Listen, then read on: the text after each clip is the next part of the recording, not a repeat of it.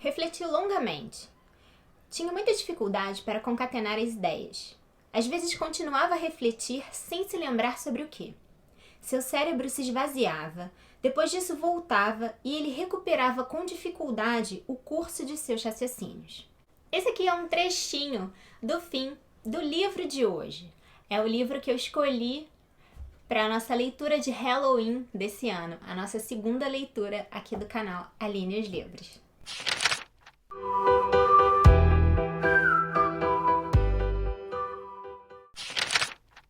Sejam muito bem-vindos ao vídeo de hoje, eu sou a Aline e hoje a gente vai conversar sobre um livro que se chama O Inquilino. Em francês, no original, ele se chama Le Locataire Chimérique e esse livro, escrito pelo Roland Topor, ele cativou a imaginação e a criatividade cinematográfica do Polanski. Então, certamente vocês conhecem esse título por conta do filme que foi lançado em 1976. Mas o livro que deu origem a esse filme foi escrito 12 anos antes, em 1964. O Roland Topor, junto com mais dois artistas, um deles até um chileno, o Jodorowsky, que é bastante conhecido pelos seus filmes, eles fizeram um movimento cultural, sobretudo em livros, espetáculos de teatro, quadrinhos. Esse movimento recebeu o nome de Panique, Pânico, em homenagem ao deus Pan. A ideia deles era, com essas obras, essas performances, juntar terror, humor e simultaneidade. E aqui, esse livro de 64, eu ouso afirmar que ele combina terror, erotismo e loucura de uma forma muito particular, muito interessante, uma forma que realmente nos fisga, faz com que a gente entre um pouco nesse imaginário, nessas cenas de loucura do personagem principal. O Roland Topor era um francês com uma ascendência polonesa e o nosso personagem aqui, o Trelkovsky, ele vive em Paris, ele é um francês, mas com ascendência russa. O livro vai começar com o Trelkovsky procurando um apartamento. Ele vive muito mal nesse quarto onde ele se encontra e ele não tem dinheiro suficiente para viver num hotel. Ele tem algumas economias e ele pretende dar esse dinheiro como entrada num contrato de aluguel. Alguns amigos dele sugerem esse apartamento que fica localizado na Rue des Pyrénées, em Paris. Então ele se dirige a esse endereço e desde o início o Trelkovsky ele é um personagem que tem um certo ar kafkiano. Ele é um personagem tímido, educado, mas aos poucos a gente vai vendo uma certa faísca no diálogo dele, na forma como ele se apresenta, na forma como ele negocia o valor desse contrato de aluguel. É bem interessante esse iniciozinho do livro, os 4 primeiros capítulos da primeira parte. É uma espécie de desabrochar do Trelkovsky como homem e ele experimenta um pouco dessa excitação de conseguir fazer um bom negócio. E o Trelkovsky ele se sente muito feliz com essa conquista do apartamento, ele conseguiu negociar o valor. Então o livro e o próprio andar do Trelkovsky como se tudo isso comemorasse essa conquista dele. Ele vai conseguir o apartamento porque, na verdade, a antiga inquilina que vivia lá, a Simone Schuller, ela faleceu.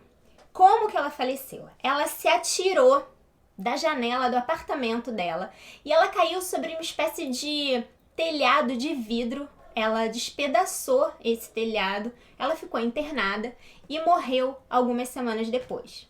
O Trelkovsky conseguiu esse apartamento, e embora o apartamento não fosse lá grande coisa, não tivesse banheiro, ele se deu por satisfeito. Mas o interessante é que desde o primeiro momento do livro, o autor brinca com essa transposição de limites, ele brinca com as fronteiras. O Trelkovsky, antes dele conseguir realmente o apartamento, é impressionante como ele vai até o hospital. Ele vai visitar essa inquilina que está hospitalizada depois dessa tentativa de suicídio. Ele vai até lá E ele encontra nesse hospital uma amiga dessa inquilina, a Stella, e ele vai ter um caso com essa Stella. Então, as partes eróticas do livro, as partes que mostram o Trelkovsky como alguém que conquista um apartamento e conquista essa liberdade, ele fica com o apartamento da Simone Schuller e leva de brinde essa amiga da Simone, a Stella. Sobre a questão do limite, é impressionante como o autor está o tempo todo lidando com isso. O Trelkovsky está sempre indo além, ele está sempre se arriscando, indo até o hospital visitar a Simone Schuller. É uma pista, talvez, mas é algo muito esquisito. É como se ele quisesse se misturar com a experiência dessa inquilina, dessa antiga inquilina. Ele vai até lá, ele procura saber sobre ela. Existe já esse rastro de alguma coisa que vai crescer mais lá na metade do livro. Então, essa forma como ele se envolve com as coisas, essa exasperação, esse desejo, é como se ele se misturasse com tudo. E ele acaba, de certo modo, se misturando com a Simone Schuller. Então, ele vai morar no apartamento e ele resolve fazer uma pequena festinha para celebrar essa conquista, para mostrar o apartamento para os amigos do trabalho, são os únicos amigos dele. Durante a festinha existe muito barulho no prédio, os vizinhos começam a reclamar. E no dia seguinte, o proprietário, o Sr. Z, chama bastante a atenção dele e ele promete que eventos como aquele não vão mais se repetir. E realmente ele passa a ter bastante cuidado. Ele passa a andar de pantufas, a evitar fazer movimentos bruscos, mas o tempo todo ele começa a achar que os vizinhos estão reclamando dele. Os vizinhos começam a bater, tanto do apartamento de cima quanto do de baixo. Esse apartamento também tem uma característica muito especial. De dentro dele, o Trelkovsky pode avistar as pessoas que vão ao banheiro. Os banheiros do prédio ficam naquele andar onde fica o apartamento dele, e de lá ele consegue divisar formas, ele consegue ter uma ideia de quem se encontra ali. Embora não dê para ver nitidamente, ele consegue acompanhar essa entrada e saída de moradores no banheiro do edifício. Então, aos poucos, essa vidraça, essa visão que ele tem desse banheiro também vai começar a perturbá-lo. Ele vai começar a se enxergar ali, a ver ali um reflexo seu muito esquisito, muito aterrorizante. E então o livro ele vai girar em torno desse tipo de terror, desse terror tão comum que a loucura apresenta tanto para aqueles que a vivem como uma experiência pessoal, como aqueles que enxergam o outro pelo lado de fora. Então, esse terror do livro, misturado com erotismo, misturado com cigarros, misturado com alcoolismo, a gente vai ver em muitos momentos o Trelkovsky bebendo, vagando pelas ruas, ele vai mais uma vez procurar Stella. Então, ele vai cometer uma série de pequenos delitos para tentar se livrar de uma certa perseguição dos vizinhos. Existem cenas que ele descreve que são absolutamente plausíveis. Aquilo poderia muito bem acontecer. Mas aquilo tudo é muito misturado com cenas míticas de cavaleiros e cenas de história antiga, imagens de romances policiais, de fábulas que ele leu. Então, esse medo e essa loucura que ele vai construindo, tijolo por tijolo, vai ser organizada com elementos daquele apartamento, da vida da Simone, da Stella, vai ser organizada com elementos da infância dele, e ele vai então chegar ao ponto de vestir uma peruca, de usar essas roupas da Simone que ficam no apartamento, a usar a maquiagem. Ele vai se debruçar e vai olhar para esse telhado de vidro, vai acompanhar o conserto desse telhado. Ele vai se sentir ridicularizado por aqueles homens que estão consertando o telhado de vidro e olham para ele. Ele vai começar a acreditar que os vizinhos querem que ele tenha o mesmo destino que a Simone Schuller, que ele se atire pela janela. Então, ele tenta por vários meios sair desse labirinto em que ele se encontra. Ele tenta fugir desses vizinhos que ele acha que são ameaçadores. E aos poucos ele começa a acreditar que os amigos também são vizinhos, que deram informações aos vizinhos.